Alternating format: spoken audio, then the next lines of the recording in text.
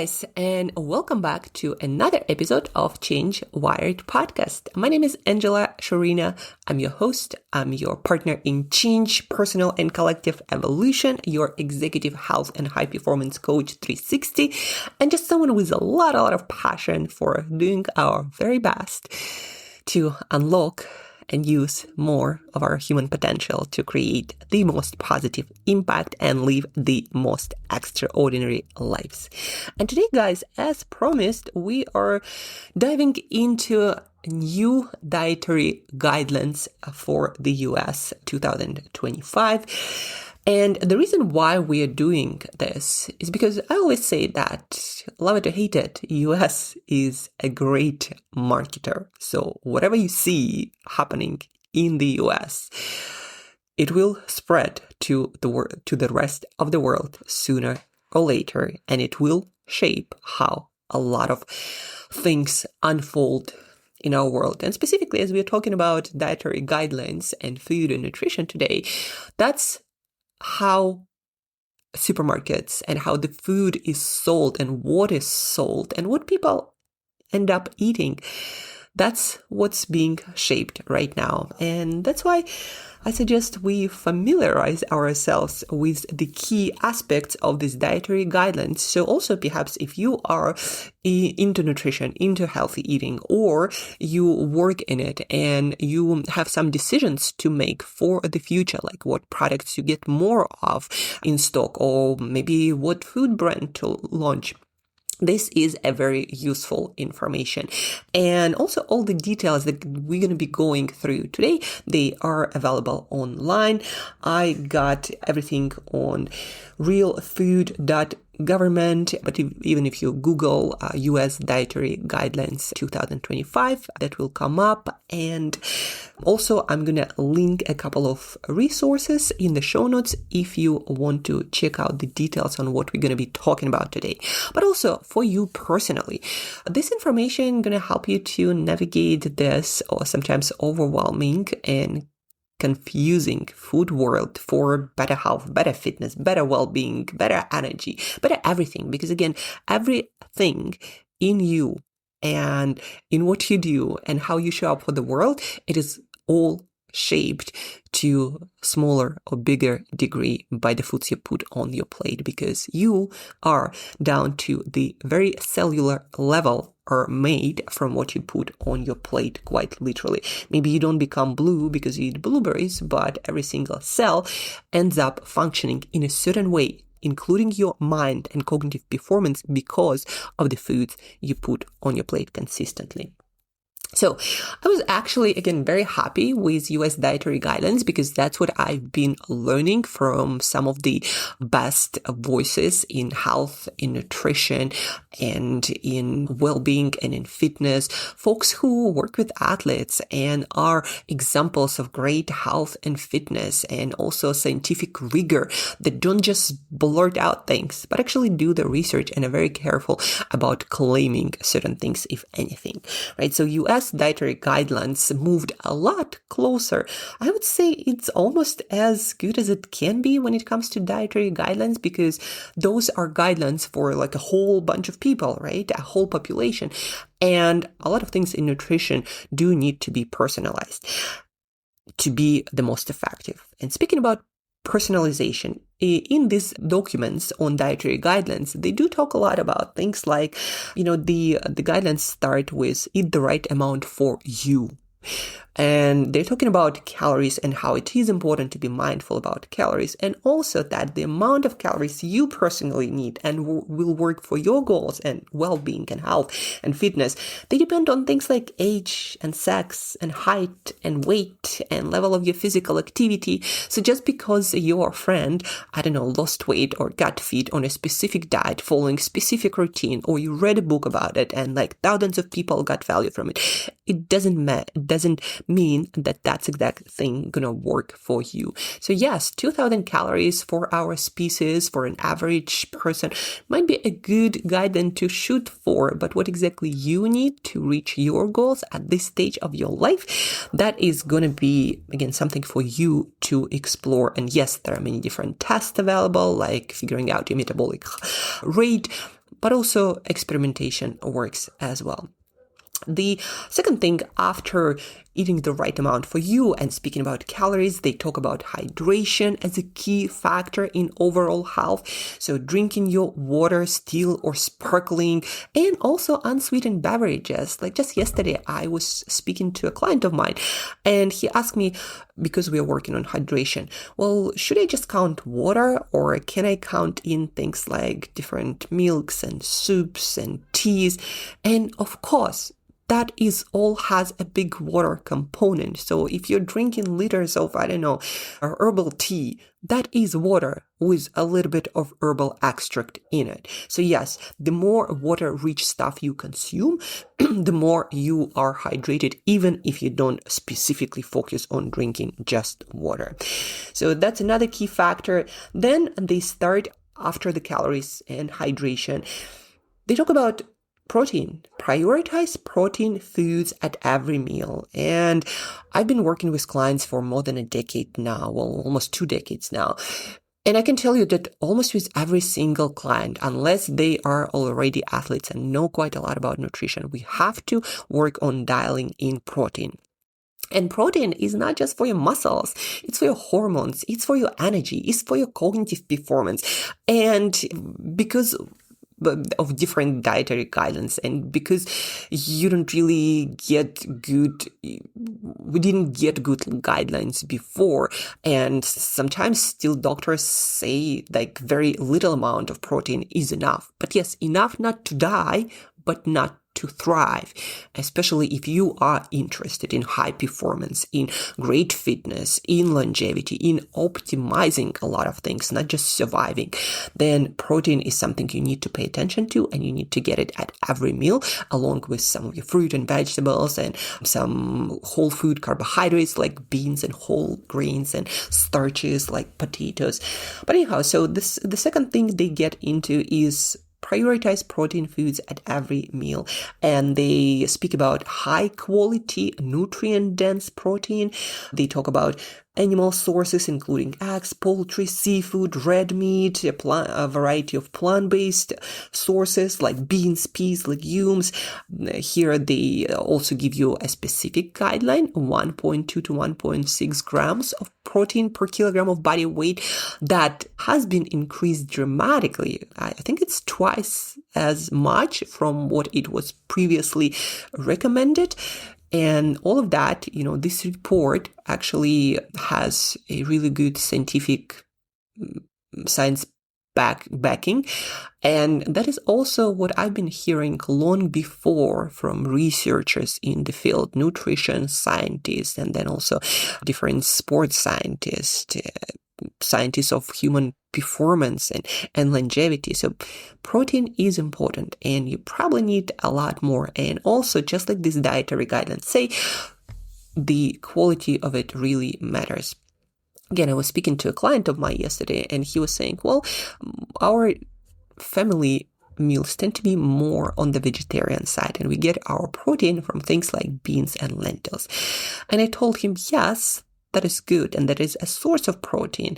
But in order to get all the protein you need to eat like 10 cups of, let's say, lentils, cooked lentils. And he then realized that, yeah, he's probably getting very little for what he's trying to do.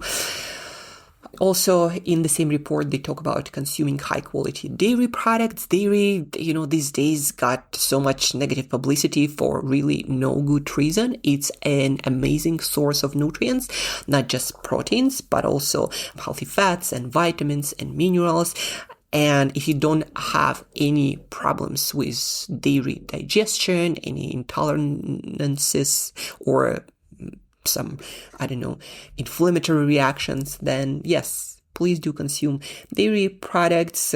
And the report emphasizes no added sugars. There is some natural sugar in dairy products, but no added sugars. And also they talk about gut health, that your gut contains trillions of bacteria and microorganisms, and it supports your health and well-being. And in order to cultivate a healthy microbiome, you do need to eat your vegetables and fruit, other things like beans and whole grains with fiber, and then also fermented foods like sauerkraut and kimchi and kefir and miso. And they also emphasize that processed foods disrupt that gut balance. So, if you eat processed foods, they don't just get in and go out. They actually do create gut microbiome imbalance, because everything that goes into your gut has to be processed by different bacteria. And if you eat processed foods, you cultivate a different kind of bacteria that eats that processed foods and then creates certain molecules that affect your health, not in a positive way. And then they fight with the good bacteria, and you have these like weird gut reactions and then also some negative health outcomes. Then after the protein and dairy and gut microbiome, they get into eating fruit and vegetables, emphasizing whole fruit and vegetables and saying that fruit or vegetable juice, however, natural it is, should be diluted and consumed in very limited amounts. Then also they say that canned, dried, frozen vegetables and fruits with no added sugars can also be great options. The recommended amounts of vegetables and fruit are about 5 servings, which in grams is about what I've been recommending to my clients all along, about 750, 800 grams or so, distributed between meals.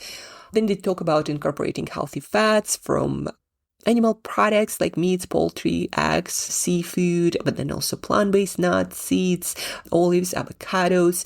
And they talk about deprioritizing anything fried, like junk food, fried foods. So that is essential. And they advise to limit saturated fat to about 10%. And also they specify that it is yet to be discovered or researched what exact types of dietary fats are best to support long-term health. So that is on fats. Eat your fats, but with everything in these dietary guidelines, what you want to understand is that calories matter. So whatever amount of fruit and vegetables and proteins and fats and whole grains you're going to consume, you're going to make sure that you're still calorie mindful. Overeating on anything isn't great for you. And they specify it in almost every single section of this dietary report. And then we have focus on whole grains, fiber-rich whole grains, reducing consumption of refined bread like white bread or ready-to-eat packaged breakfast options like processed cereals, flour tortillas, and different crackers. And they also, I think, got a lot more mindful about the servings. So 2 to 4 servings, which is about 1 to 2 cups of whole grains per day. But then again, it all has to be balanced with the calorie equation, right? So if you decide to consume more fats and get more energy from that, then probably you need to reduce the amount of carbohydrates, even whole foods. So your calorie equation works as well. And then we have a section on highly processed foods, added sugars, and refined carbohydrates, which need to be limited, deprioritized, and the less the better for you. No amount of added sugars is recommended or needed in your diet, and per meal they recommend no more than 10 grams of added sugars, which is 2 teaspoons, but obviously it's very hard to measure. So I always recommend to my clients, eat your sugars in foods, in your fruits, in your starches, in something that contains it naturally, not in added sugars in different beverages and foods. And they add those sugars even to things like dried meats and canned vegetables. So please make sure that you don't unnecessarily adding those sugars to your diet, which the less, the better, because And also they talk about this tricky part that sugar is not just sugar, the word, but also added sugars might appear under different names like high fructose corn syrup, agave syrup, corn syrup, rice syrup, fructose, glucose, dextrose, sucrose, cane sugar. All of that is also in the report. They give really good information about, the confusion that we have with this sugar thing, that sugars, there are many different ones that you should be avoiding. But again, for my clients, to simplify things, I always advise just eat foods with the ingredients that you can understand, or whole foods that do not need ingredients, and you'll save you a lot of trouble. And then there is a section on limiting alcoholic beverages, and it says consume less alcohol for better overall health. And then they talk about people who should avoid alcohol entirely. Also, there is a small part on sodium consumption or salt, which is 2.3 gram, what is recommended. That is about, I think, a good big teaspoon. And they also emphasize that if you sweat a lot and if you're highly active, then you need to increase that salt consumption, which is needed for optimal hydration. And then there are parts on vegetarians, pregnant women, kids, etc. So really good report, actually. And the last part I wanted to cover is more on the practical side.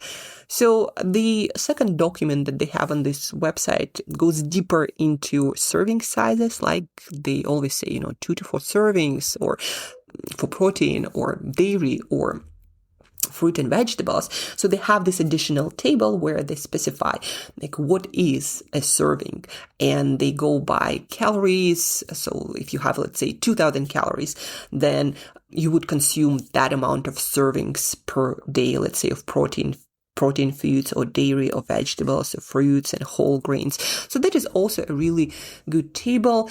Not ideal, but again, with guidelines that are directed towards everyone, it's quite hard to get it ideally fitted for everyone out there. But I think it's the best one that we've gotten so far. I'm not that familiar with dietary guidelines in some of the northern countries and Southeast Asia, especially Japan. They seem to be a lot more mindful and a lot more educated and future-oriented in a good way about nutrition and food and health. But those countries don't tend to be the best marketers. And so, again, what is good about this guidance is because they are coming from the US, and because of that, many brands will have to repackage, reconfigure, reconstitute their offerings. Our supermarket's going to change, our restaurant's going to change, and it's going to spread through the whole world. That's why it's important. And now a little bit on the implementation side, guys. Having worked in nutrition coaching for quite a long time with normal people and with athletes and with business owners and with moms and with dads, all kinds of different budgets, I can tell you that the best way to figure out how to practice that is to spend some time going through, how many grams, or you can even ChatGPT right now. You can upload those dietary guidelines into ChatGPT and tell ChatGPT your food options, the foods that you like eating, a little bit more information about you, and ask ChatGPT to come up with meals for breakfast, lunch, and dinner based on your preferences and based on this new dietary guidelines. So that will simplify a lot of things a lot for you. But then, as I also suggest to all of my clients, especially at the beginning, until you really figure out how to eat a balanced diet according to good guidelines, create those simple meals that you can repeat over and over and over again for yourself and for your family, that fits in your preferences, in your calorie budget, that does go along or aligns with this new dietary guidance that, again, are really good and scientifically well founded. So design those few meals and start getting them on repeat. And then in every meal, you then can start exploring, can I substitute this ingredient for that, or this ingredient for that? Or what if I'm making a mixed meal? How can I combine all these different ingredients? And again, you can chat now with artificial intelligence, which is hugely helpful. For myself, I did the same thing. I don't necessarily eat the most balanced meals every meal, but over the course of my day, I balanced it out. And now I just know, hey, this is how my breakfast looks like. This is how my lunch looks like. This is how my dinner looks like. And I try to substitute foods for similar ones when I'm out. And I know that it works for me. And I know that it works for my macros and micros and the calories. And then I don't have to think much about it, whether I'm at home and in charge of my food, or I'm out in a restaurant or a cafe. And for my clients, when we work together, what I usually do with them is meal by meal, we figure out how to align all of their numbers and their preferences and availability of different foods and their life situation, like whether they cook or somebody else in their family cooks, and whether they have family meals or they have their own meals, or maybe they eat out at different locations at work or just outside of their controlled food environment. And meal by meal, we learn how to eat a balanced diet, and that is the skill they build. So for life, they have this nutrition part covered. And if you'd like a simple nutrition consultation asking all of your questions about these dietary guidelines, or how to put something similar or your own nutrition protocol into practice, there's going to be a link in the show notes for a free trial consultation where you can ask me how to put all of this in practice and make it doable and simple in your life, to align the guidelines, to align your health goals and your life situation. So check it out. Again, 2 links are going to be in the show notes. The one for these dietary guidelines to check out, and then the second one is for this simple nutrition consultation with me, as I am a certified nutrition and health and also recovery and a lot of other things coach. So check this out. I've been teaching nutrition to professional athletes, to physique athletes, to entrepreneurs, business owners, and regular folks.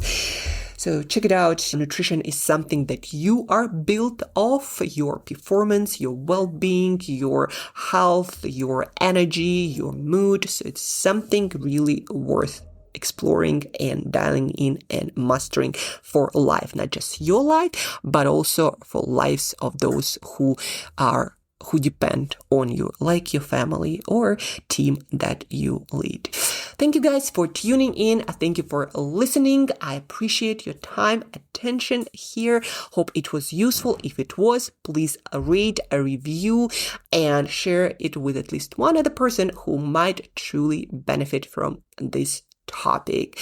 And till next time, keep growing and keep eating well.